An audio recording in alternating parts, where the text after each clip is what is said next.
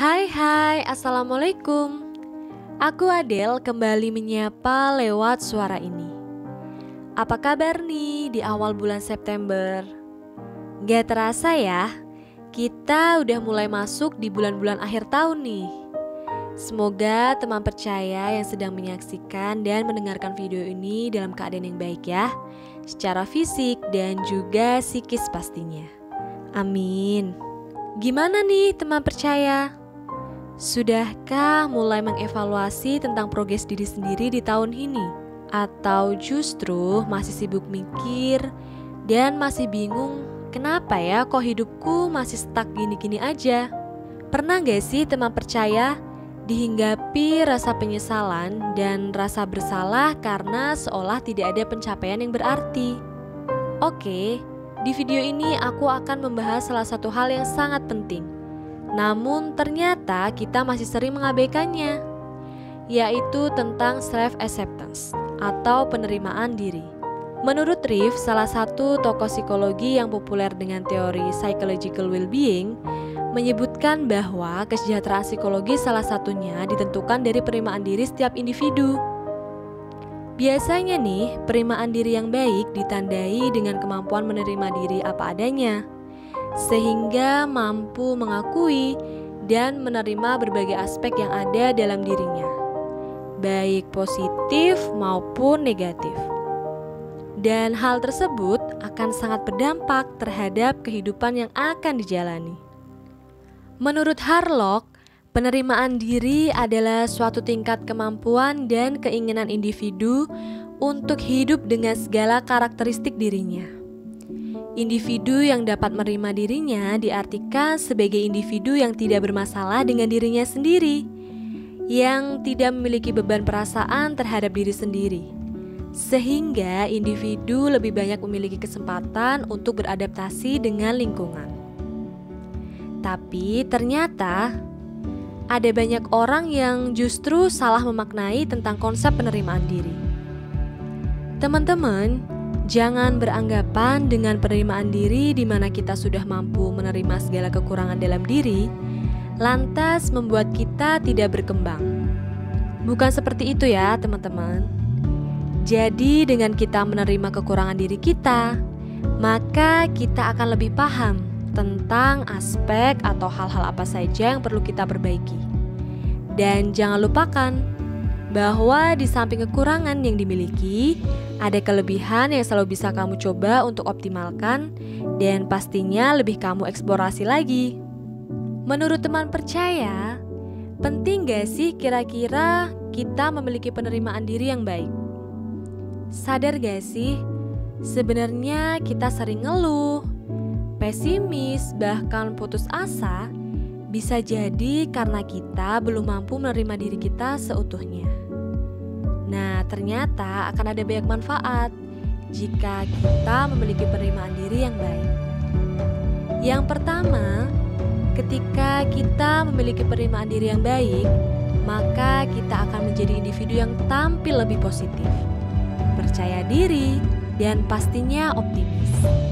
Karena kita sudah menyadari hal yang perlu diperbaiki dan yang bisa dioptimalkan dalam diri kita.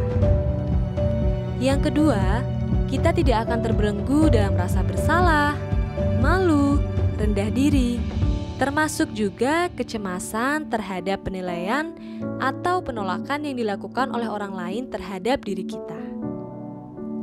Yang ketiga, hidup akan selalu berjalan dinamis.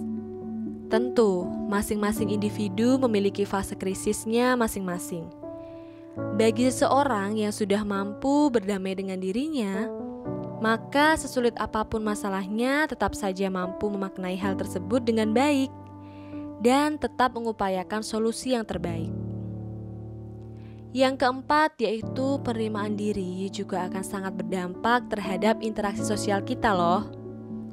Karena kita menyadari bahwa setiap individu memiliki kepribadian dan keunikannya masing-masing.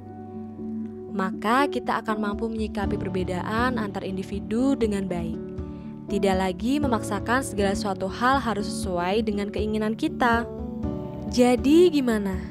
Apakah teman percaya mulai menyadari pentingnya penerimaan diri?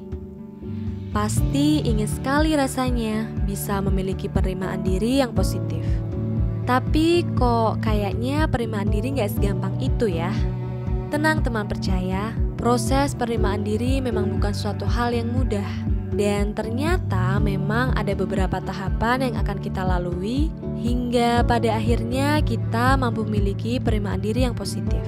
Menurut Germer, seseorang akan dapat menerima dirinya melalui 5 tahapan.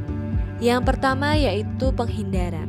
Ini adalah reaksi yang akan muncul pertama kali. Hal ini wajar terjadi teman-teman di saat individu mengalami suatu keadaan tidak menyenangkan yang mengindikasikan bahwa sedang dalam kondisi yang tidak baik-baik saja. Hal tersebut sebagai konsekuensi alamiah yang muncul karena adanya penolakan dalam diri terhadap apa yang terjadi. Yang kedua yaitu keingintahuan.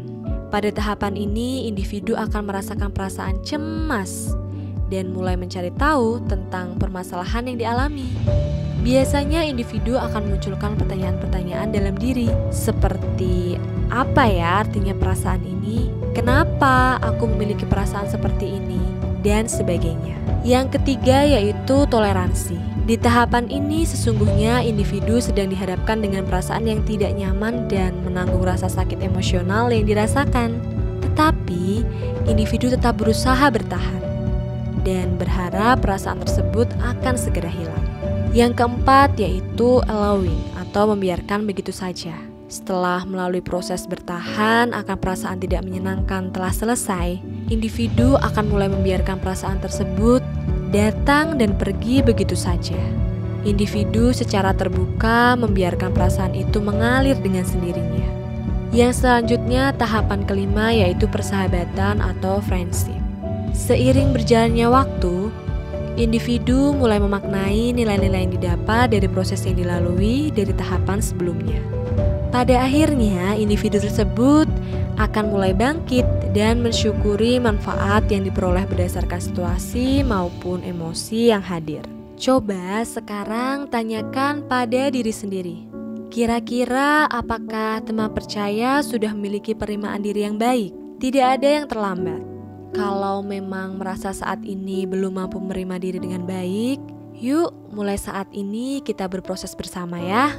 Akhiri segala penyesalanmu terhadap peristiwa yang sudah berlalu.